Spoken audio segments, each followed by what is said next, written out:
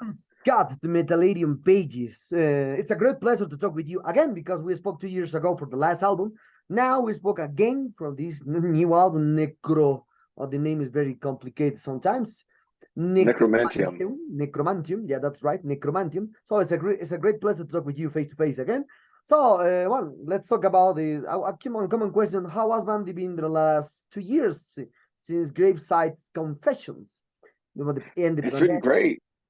Yeah, we've been doing a lot of touring, since you kind of post-pandemic, we wanted to get back out on the road. So did lots of awesome tours with lots of awesome bands. And then we started working on Necromantium, I think in what it would be the spring of 22, something like that. So a couple, like 6 months after Graveside had come out, we started working on this album, and we recorded it in February, and went and did a tour with Chelsea Grin right after that, and then we got another tour coming up in October with Signs of the Swarm and To the Grave and Less Than Seconds Live. Okay, nice, nice.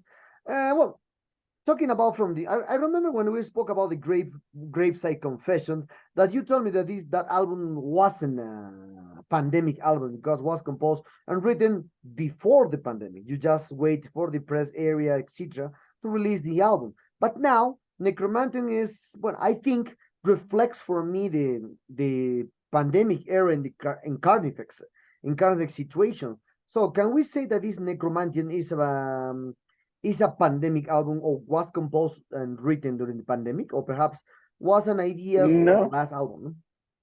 no, it was after. We didn't start writing Necromantium until after we'd already gone back on tour. Um, so no, it was post. It was written after for sure. I would say it is definitely a post-pandemic album because it's actually has much more positivity in it than Graveside did, which was a pretty dark record. Um, so no, this one was after for sure. And as far as kind of a continuation of Graveside, I would say no again because we got a fifth member. Neil started playing with us, and Neil wasn't on Graveside. We wrote that record as a four-piece. So it was actually kind of a new era for Carnifex, a new writer back on tour. So it was pretty fresh. Mm. Yeah, yeah, that's right, that's right. I've been hearing this Necromantic a few times, and I did know one aspect that you lean down to the death metal area. It's more death metal than the previous one.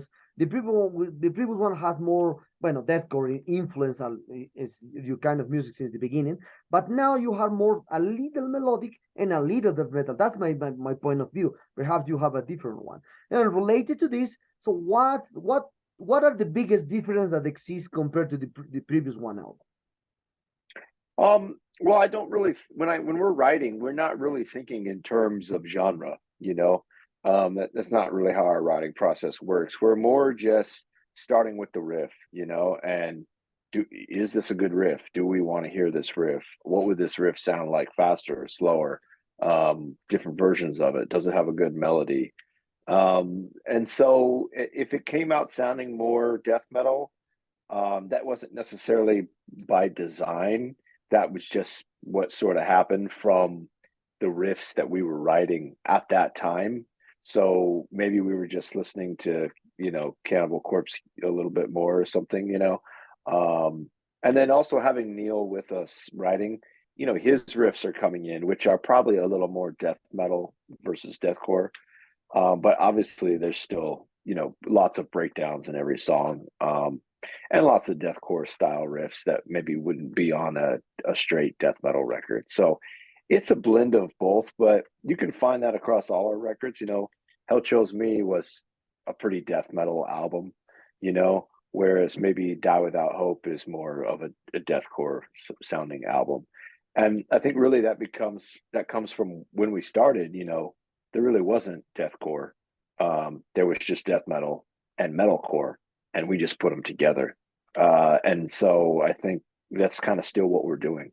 You're hearing some metalcore riffs with a death metal influence, and that's just kind of always been us. Mhm. Okay. One question that appears according to you what you said. So in which moment for you appears the hardcore area with the death metal area when you compose? Which for you is the exactly meaning to say, hey, this riff is deathcore and this riff is death metal and this riff is hardcore? For you, how do you do the difference between riffs? Because for the media like me it's more easy because we try to well you we analyze when we try to analyze the music, say comparisons with other bands, styles, etc. But a creator like you, when you are in the composition process, so how do you do the how do you see the difference between the hardcore, between the death metal, between the deathcore when you create an album with by Carnifex? For me, it would probably be the melody and the drums. Hardcore doesn't have blast beats. Metalcore doesn't have blast beats. You can find that stuff now because a lot of influences go across genre lines. But again, kind of going back to when we started and kind of our musical intention as a band was to bring the different aspects of those styles together. So to me, if I'm hearing a riff that is not a whole lot of melody, but it has a blast beat behind it, that's probably a death metal riff. If I hear a riff that has a lot of melody and it doesn't have a blast beat behind it, that's probably a metalcore influenced riff, especially if it's melodic, right? Because you don't like when you're hearing Cannibal Corpse, they're an amazing band, but they're not necessarily melodic. That's why you even hear the genre distinction, melodic death metal, like Carcass or In Flames or Black Dahlia Murder. You can listen to Black Dahlia Murder and Cannibal Corpse, and yes, they're both extreme metal, but they're very different sounding if you look closely. I think it's kind of the same thing when you're analyzing riffs. And then obviously breakdowns come from hardcore. Of course, they've gotten more extreme and taken on more of a death metal influence in the last decade. But originally, breakdowns are from hardcore. So yeah, breakdowns are hardcore. Melodic riffs without blast beat are metalcore riffs. Chunky, brutal riffs with blast beats are death metal. That's kind of how I break it down. And then we just put them all together. Oh, nice, nice. Well, other aspects talking about the music, not just the music, because I said the music is more death metal now for me. But you told me this normally you are in the creation process. But now other details that I saw from this new album, as you mentioned it, Neil Timan is a new guitarist for the band since the last year, so it's a great achievement for the band. Then a curious thing happens for the logo because the logo is very different from your background. This is that it was your first. I think your first back logo is in your Yep. background, and now did you decide to change, well, to incorporate more visceral, more something like that. Yeah. So what did you decide to change? Well, the logo for this new album. Perhaps this album means something special for you. Means something perhaps 20, like almost 20 years of existence. Perhaps who knows? Yeah, that's a good observation. We've been using our normal logo on the record since 2008. And then I think for us it was maybe as an artist you see something so many times you wonder if there's a cooler version of it. And also, like you said, getting a new member in the band, surviving the pandemic, being around for 18 years.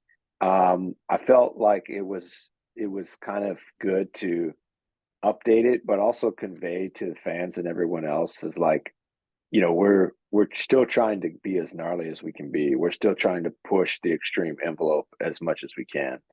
And I just think it looks cooler. So Yes. it was for those reasons I thought, okay, we used the other logo for like 15 years. We can it's basically the same, but just a little more spice on it. So we just said, let's just spice it up a little bit. I think it looks a little cooler. Yes, yes, yes. It's more terrorific, something like that. Yeah. Yeah, it's just more brutal, you Yeah, know. more brutal. Yes, yes. And one aspect, one aspect that I forgot to ask you last time is why always the bands from the brutal death metal scene, from the gore grinding scene, especially from the brutal death metal stuff, deathcore scene, always the logo are more like a bug, like is like a bug in the wall, like this kind of stuff is like a mesh up in the wall. So so I think why always the logos for you that you are in the band like Carnifex? Why always for you the logo will be a like more something visceral if we relate some word? I think because you know, really, if you think about it, all us bands are just trying to be. It's a competition to see who can be the most extreme, I guess, right? Yes. And so I think the less and less legible your logo becomes, and the more it just looks like a bug splatter, Yeah. then you must be the most extreme, you know. um, yeah, so it's an aesthetic that's come around, and you know, some bands have sort of you know, Whitechapel, they went the other way, you know, they changed their logo to be more readable, you know. So it's I don't know, it's just it's I think if you're like a metalhead dude, you appreciate logos. I do, you know, I always think they're an awesome part of the artwork. Mm. Um and they're unique into the cell, you know, like every band has kind of their own unique logo. Yeah. Um so it's just really comes down to the artist, I think, and what they're trying to convey with the imagery. You know, for us, we're still trying to convey this like, you know, blackened death metal, deathcore vibe. And I think the logo captures that. And maybe a different band is trying to convey, you know, like to use Whitechapel, Yeah. they started incorporating clean singing and some more conventional structure in their songs. So they use a more conventional format, you know. So I think it's another way for an artist to convey what the music might be like.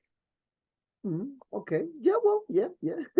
Yeah. Especially for the t-shirts works perfectly because something Yeah, especially and you got to sell some T-shirts, you know. So yes, yes, yes. Well, after 18 years of existence now since the 2005, with 9 albums with this necromantian in your career, for you, what is the best era of Carnival has since the beginning to now? well, I mean, the best era. It's kind of now, I think, but not to say that's not to take away from anything that we've done because I feel like we've had a lot of best eras, you know. Putting out Dead in My Arms was awesome. Hell Chose Me was awesome. Die Without Hope and Slow Death was awesome. I hadn't listened to World War X since we recorded it, and I listened to it the other day while I was working out, and actually thought that was a good record, you know. So obviously, and then Graveside is awesome in its own very unique way too. The Graveside's a very different record than a lot of our previous ones. And then I think this record is another evolution again, you know. So it's kind of hard to say. It's like saying, you know, what's your favorite breath of air? You know, well, it's whichever one gets me to the next. You know, it's whichever one I'm breathing right now. It's really just we're trying to evolve, survive, and keep pushing forward, keep creating good music. And so each time we can accomplish that, each time I can speak with someone that says, "Man, the new record's awesome." Hey, okay, then this is my favorite era right now. You know, as soon as someone says this record sucks, what happened to you guys? Okay, then maybe I need to start working on some stuff, you know. Well, yeah, yeah. Well, it's a common thing these kind of questions appears of what you said because well, 9 albums is normally the bands repeat by yourself because you have your own sound, your guitar, you are the same vocalist since the beginning to now. So it's normally that you repeat some formula in your music.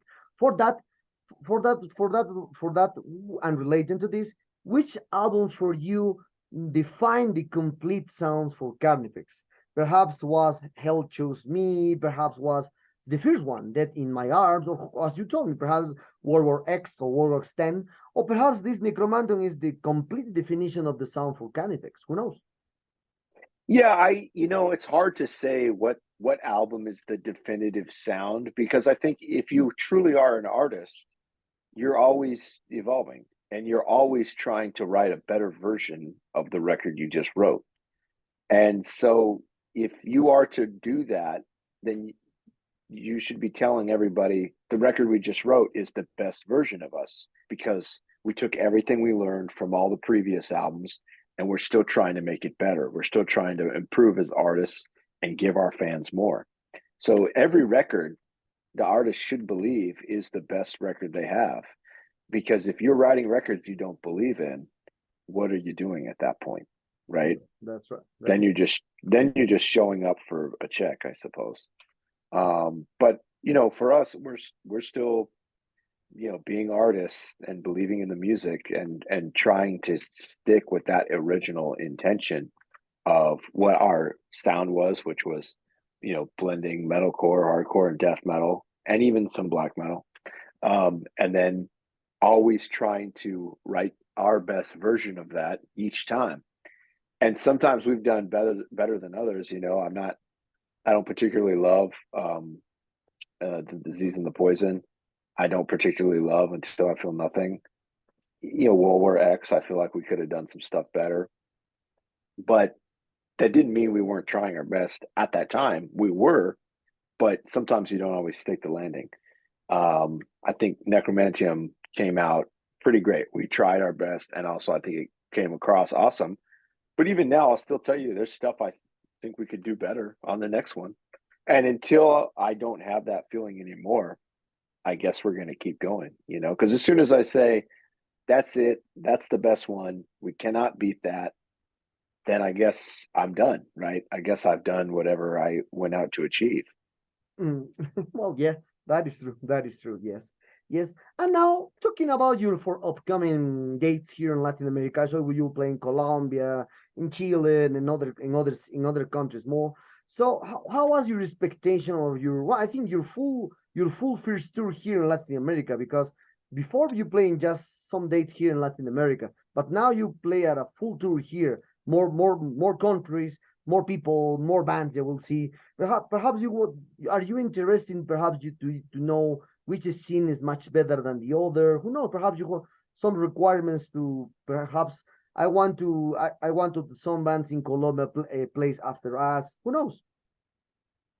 Yeah, we have been down there a number of times. It is our first time in Chile and Argentina. I think we played Colombia before with Slipknot. We played Costa Rica before, obviously Mexico many times. And we had played last time we went down, or 2 times ago we went down. We played Ecuador, so which is not on this time. So to me, it's just we're always trying to take our music to new people, and I know we have fans that have been waiting in those countries that we haven't been able to get to yet. So to be able to take the show to them and hopefully play the songs they want to see live finally, I mean that's the best experience for me because we're a live band. That's to me that's the best place for us is on stage. Okay. Bueno, with this aspect of the pandemic, well, we know that the your album, the 2021, wasn't have a good promotion in this part of the world, well, especially Chile, Argentina, Colombia. But now you have 2 albums to promote here. So if we relate to this aspect with the Latin American tour upcoming, so this new Latin American tour will focus more on this Necromantian album, or perhaps you will mix the previous one, this new album, and obviously a couple songs from the older discography. Yeah, I think, obviously we know we're going to markets that we don't play all the time. And so we'll put together a set list that reflects us not being there regularly. So it'll be across all the records, honestly, old and new. So we'll try to put all the records in there. Nice, nice, nice. Well, we are very close to doing this interview, Scott. And for this aspect, what kind of plans do you have after when the album will release it in the media, in digital platforms, etc.? Obviously, we will see an upcoming tour here in Latin America in October. I think on November. I think I can remember very well. I think it's November. December. December. So this aspect so it's very, very, very, very near, very close, very close. So perhaps you will embark on more tours, perhaps in more tours in US, Europe, or who knows, Yep. Asia, Australia, who knows? Yeah, we have a bunch of tours lined up in 24, and then we'll be putting out another music video probably around December, around the time we go down for a tour there. Um, and we already started working on the next record too, so we never stop. Oh, nice, great, great, nice to hear. So the 10 album will come in soon. Yep, yep. We're still going. Like I said, I still as long as I can say I think we can still do a better version, then we're still going to be putting out music. Great, great. Well, as I mentioned in the first question, talking about other aspects, especially in the music industry or metal in general, I remember when I asked you about the old days in the deathcore, right? When you and when it begins in 2000s, 2025, 27, just you, Whitechapel for here, ingested in UK.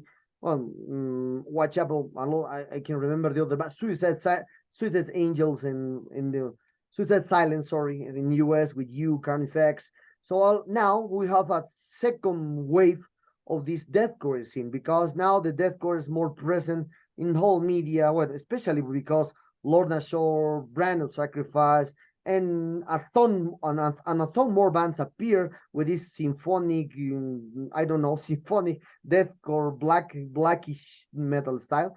So, what is your opinion about now about this second wave of the deathcore in the world? Because it's more present into extreme music, and I think I remember I asked you about the deathcore is underground music at that time, but now Lorna Shore, I saw that it will play or was play with Gojira and Mastodon in a gig. So that I think this is the first band from the deathcore scene that plays with a big bands.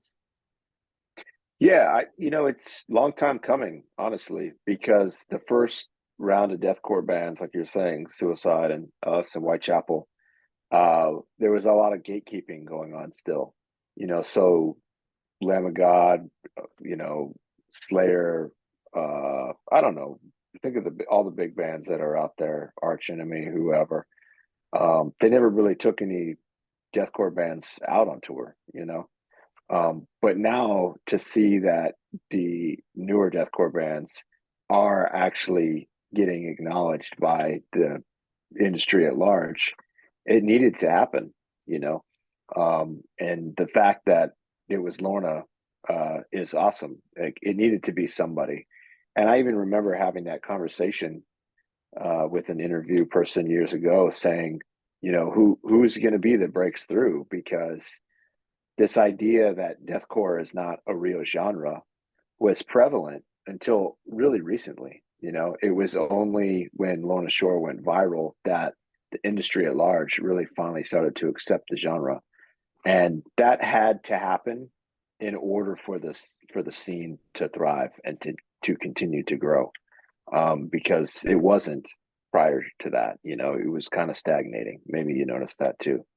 Um, but I'm happy for it. We needed it. It couldn't just be the three of us. That was going to get old. So we needed all the new bands. It'd be like if there were Cannibal Corpse and Dying Fetus were the only death metal bands. They're great and they're awesome, but at some point you do need other artists and other bands out there doing stuff. And that's kind of the same situation we were in. It was like, we need these other fresh bands that are new and exciting to come and be on the front lines with us. And it's much needed and much appreciated. Yes, and now is much appreciated. I know people that now is very fanatic from this new for especially from the new wave of the deathcore bands. No, Yeah, and I you remember need that young fans too. yes, I remember that I spoke. I can remember it was this year or last year we spoke with Mark from Suicide Silence, and he told me that the problem from the first way of the deathcore it was that the old bands are doing the things by their way. So no, like Carnifex didn't know Suicide Silence, Suicide Silence didn't know Whitechapel, so that Joe Forakawa didn't know Carnifex, etc. So this first wave of deathcore never related by themselves, never gonna be a scene at that time. But now, Brandon Sacrifice, Lorna Shore, or the new bands are doing gigs together. So like a scene much like a scene more comfortable in between dates. So what's your opinion about now the old days compared to the new days into the deathcore scene? Well, I think it kind of goes back to what I was alluding to, which was the deathcore scene wasn't acknowledged as a legitimate scene. It was looked at as less than, kind of this bastardized version of death metal. And it was brand new, and people generally are uncomfortable with things that are new. And so even though there was a strong underground following, as far as it, like I said, being acknowledged by the bigger bands or the older bands, they didn't really acknowledge it. It took a very long time for that acceptance and that acknowledgement to come through. It's only been in the last couple years that Lamb of God has taken out any deathcore bands. So think about how big Lamb of God was in the metal scene. They never took out any deathcore bands. They took out a lot of radio metal bands that don't exist anymore, but they never took out Suicide or Whitechapel or us. Well, they still haven't taken out Whitechapel or us, but Suicide did some dates with them. So I think that it really highlights that the industry as a whole didn't acknowledge the genre until just recently. And when the industry doesn't acknowledge a genre, you have very few opportunities for bands to find success. And I think that's another big difference is now there's room for lots of deathcore bands, whereas in the early years, maybe one deathcore band gets a chance to do something big. But that's changed quite a bit now. Yes, that is true. That is true.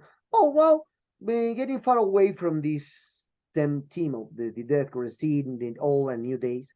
So relating now, as I remember that I read an article about a month ago that this article said that the free will or the algorithm taking the control about the free will, because now the algorithm, all digital platforms are the new wave or the new wave to discover music. It's not like the 80s or the 90s when you just see a magazine. In the magazine, if you like the cover art, you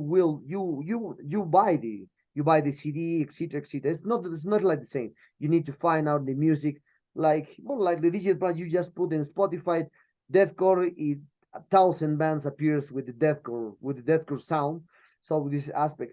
So in this article said that the free will is losing the battle against the algorithm because now it's not correct for this article. So what is your opinion about now the algorithm is taking the control about the complete taste in for the people, especially talking about people that 30 or less years old? I would say that's accurate. Not only is the algorithm taking away interest, but the social media companies in general, from our experience, we're experiencing it on the promotion of this new album, is they completely block you from your organic reach to your fans. So, for example, our Instagram, we have 180,000 followers. If we just make a post, it could be something that we know the fans would love, but the way Instagram and Meta does it, they'll only show that post to 2% of our audience unless we pay. And so it's become who has marketing dollars, not the fact that we organically have 180,000 fans that follow us for updates and news. It comes down to how much money are we going to pay Meta to allow us to reach the fans that organically follow us. So it is troublesome, and we kind of went full circle. The freedom of the internet really just turned into gatekeeping, which was kind of what the internet was supposed to end for everybody. But go figure. Man always finds a way to fuck something good up. And I would say the algorithm and all the derivatives from it are a good example of that. Yes, that is true. That is now if you have more money to pay, yes, the artist will have success. If not, Yeah, oh yeah, you 100%. yes, yes. So we're It's in a not what well, you're posting, it's how much you're paying. That's yes, how it breaks yes. down. That's now the trend. That's right. That's right. So one of the last questions about it is we're in a year where there are no more bands that fill stadiums. Well, when a year so, and everything is personalized by tastes and colors. And now, thanks to the TikTok or this kind of new social medias, there are trends that are really silly and even implausible and very annoying in many ways. So, where do you think the art enters in this generation that already consumes little or nothing physical material and only takes music as accompaniment to perhaps doing the work, perhaps wash the car, perhaps washing the laundry. It's not like the 80s or 90s when you put a lot of attention to hear a full album, and now the music is just for a tool to accompany your activities. Yeah, I mean, I don't necessarily know. I do know things go in cycles. So I think what is what people are into now will fade and something new will come up, as is not that's not new. So I guess I would like to believe at some point the kind of the temporary aspect of music today will cycle through a little bit and it will come back around to where people are looking for something with more substance and more than just a clip. But who knows, man? I never would have thought music would have come down to 15-second TikTok clips. Who could have predicted that? But that's kind of where we are. If you're not writing viral moments, you're really not getting any attention, Yeah. which kind of flies in the face of artistic intention. But I don't know. I don't have a crystal ball. I wish I did. Okay, okay. Well, Scott, the sad times arrive at this interview. I hope you enjoyed this one like me. Terrific guy at the first time. Love your band. So congratulations on the News Norway. It's a great record. I listened completely more than 4 times. So love it. Thank you. So Thank perhaps you. we want to add something to your Latin American fans that expect this upcoming tour in December and Metallica followers. Yeah, we'll see you guys in December. Very excited for the tour. Listen to the record wherever you can. If you want to get a t-shirt, hit the Indie Merch web store, and we'll see you guys on tour.